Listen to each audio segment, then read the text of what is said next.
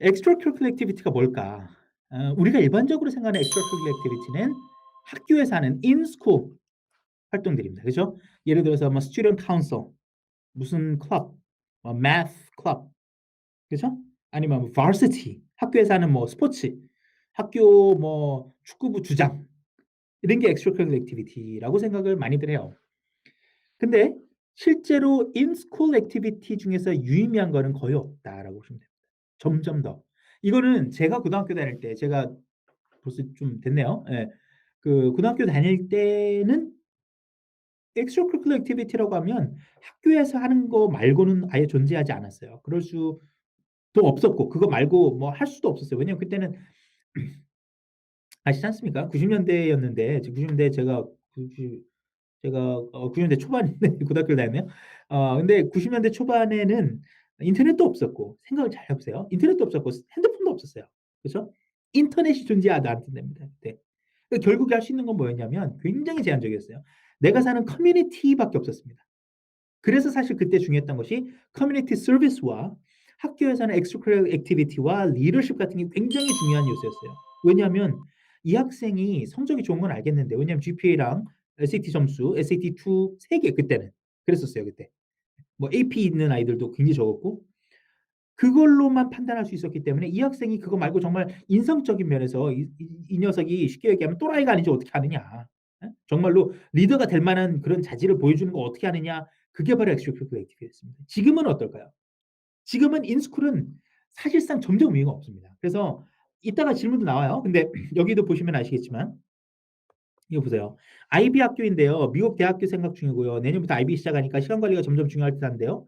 운동을 좋아하지만 집에 오면 지쳐서 잠이 들어 버려요. 이게 제가 아까 말씀드린 것 중에 하나예요.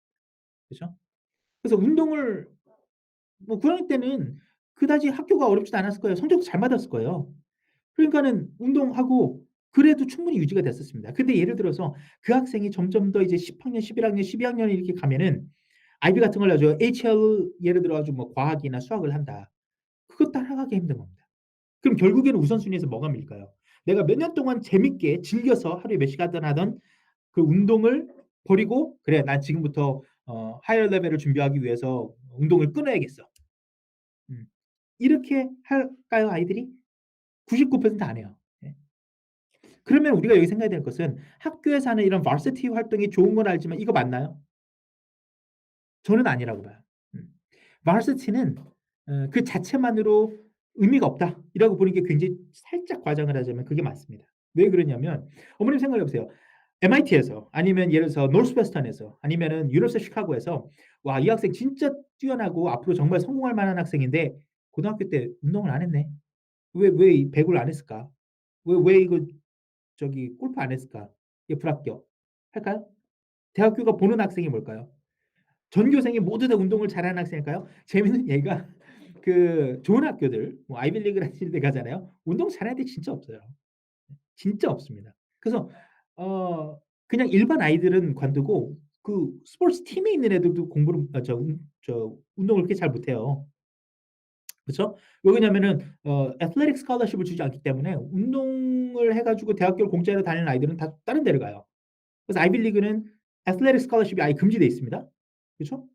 그러니까는 그냥 온 애들 중에서 운동 좀 한 경력이 있고 좀 잘하는 애들 뽑아 가지고 하니까는 쉽게 얘기하면 어디 저기 잘하는 고등학교한테도 맨날 깨져요.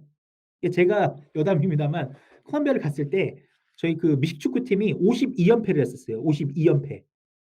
그러니까 한 3년 동안에 거의 한 번도 못 이긴 거예요. 아이빌리그 안에서. 물론 아이빌리그랑도 하고 다른 리그랑도 하거든요.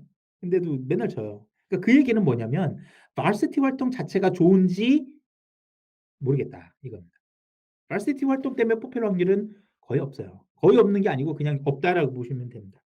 물론 예외는 있을 수 있어요. 이 학생이 athletic으로 가려면 그죠? 운동선수로 가려면 그러면 어느 정도 해야 되느냐. 제가 그 예를 들어 드릴게요.